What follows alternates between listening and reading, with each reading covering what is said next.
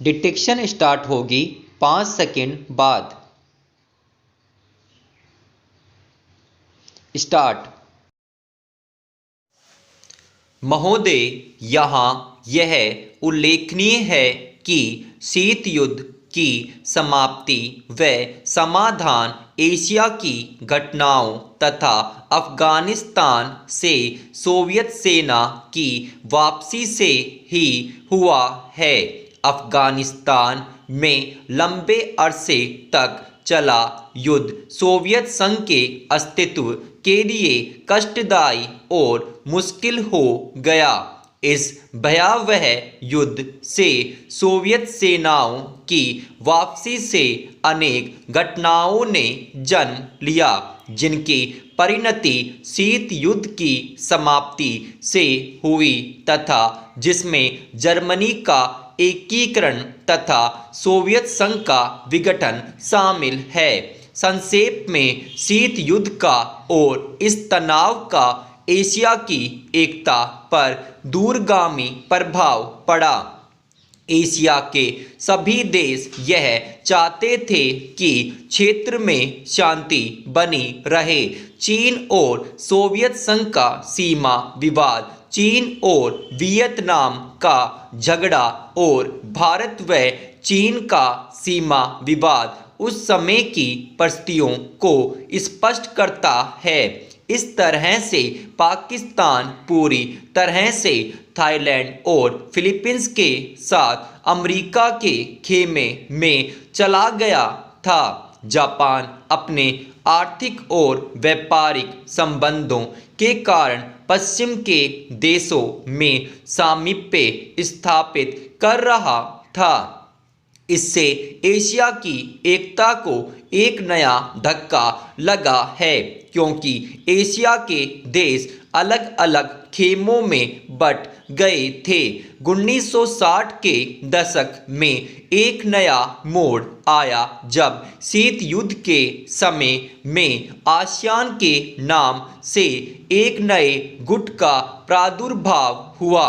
इससे दक्षिणी पूर्वी एशिया के देशों में नए आर्थिक और सुरक्षा संबंधी प्रयास किए गए।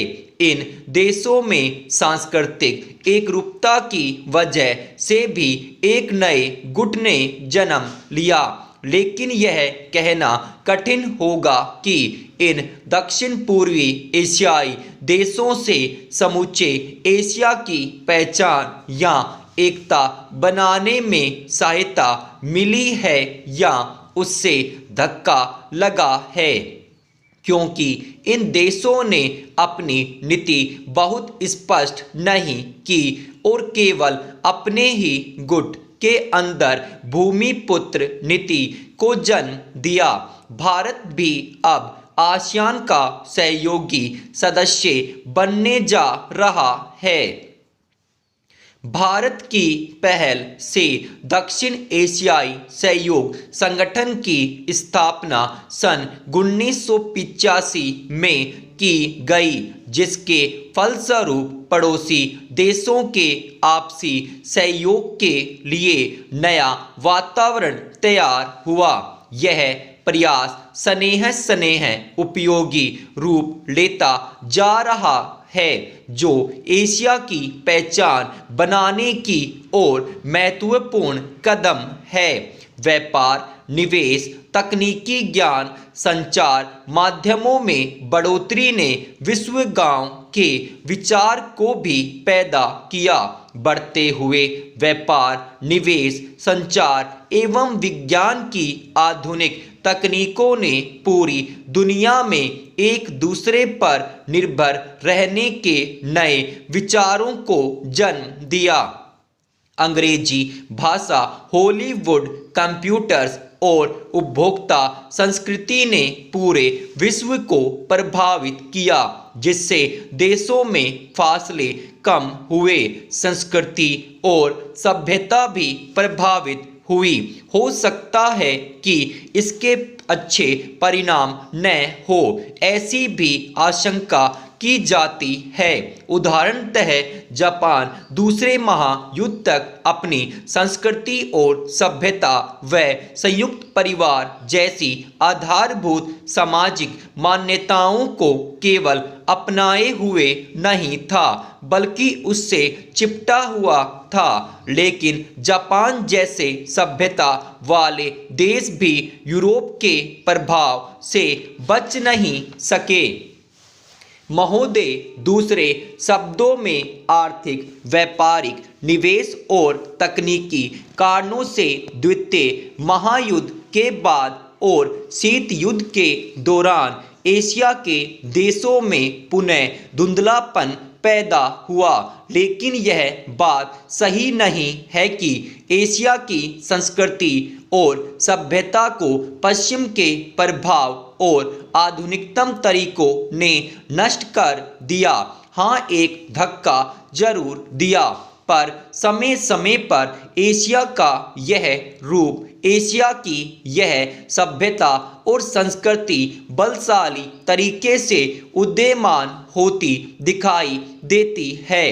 पंडित जवाहरलाल नेहरू ने 1945 में अपनी पुस्तक डिस्कवरी ऑफ इंडिया में एशिया की पहचान पर लिखा है कि 1000 वर्षों से जब यूरोप अपने अंधकार के युग में था, एशिया ने अपने मनुष्यों की प्रगतिशील आत्मा को प्रभावशाली ढंग से दर्शाया।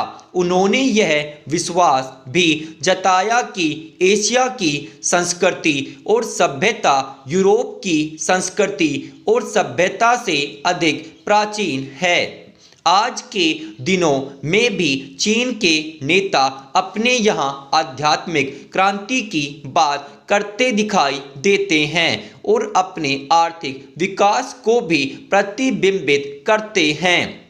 मलेशिया के प्रधानमंत्री भी बड़े गर्व के साथ मलेशिया के रास्ते की बात करते हैं और आधुनिकता और पारंपरिक संस्कृति के मिश्रण से मलेशिया का विकास करना चाहते हैं। भारत के प्रधानमंत्री भी मध्यम मार्ग की बात करते हैं, जिसको वे भारत का पारंपरिक विचार कहा करते हैं। वियतनाम के यशस्वी नेता भी साम्यवादी विचारधारा को पारंपरिक सहिष्णुता के अनुसार ढालना चाहते थे।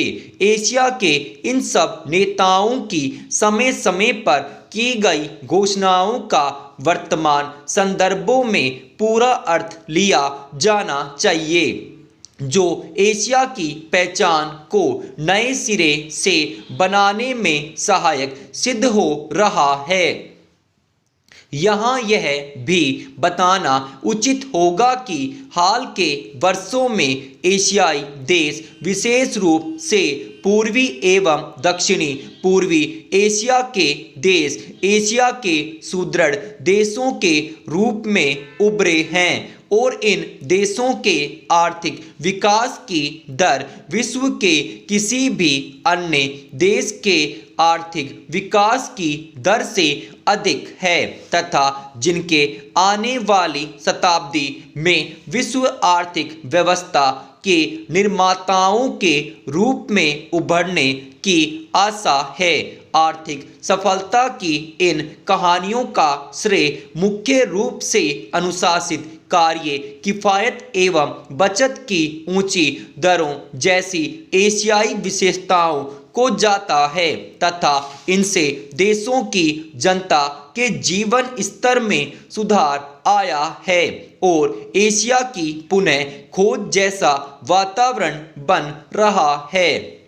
एशिया के देशों में अब आपसी भाईचारे की भावना उभर रही है और इससे ये देश परस्पर निर्भर हो रहे हैं तथा शीत युद्ध के प्रभाव से मुक्त होते जा रहे हैं। हमारी सरकार ने अपने एशियाई पड़ोसियों के साथ बेहतर संबंध बनाने में पहल करके इस बदलते रुख के प्रति सकारात्मक रवैया अपनाया है।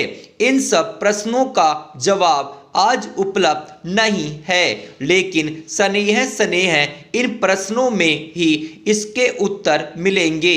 एशिया अपने इन प्रश्नों के उत्तर में एक नए एशिया को जन्म देगा और अपनी एक नई पहचान बनाएगा। यूरोप और अमेरिका के आधुनिक औद्योगिक विकास में फर्क नजर आता है।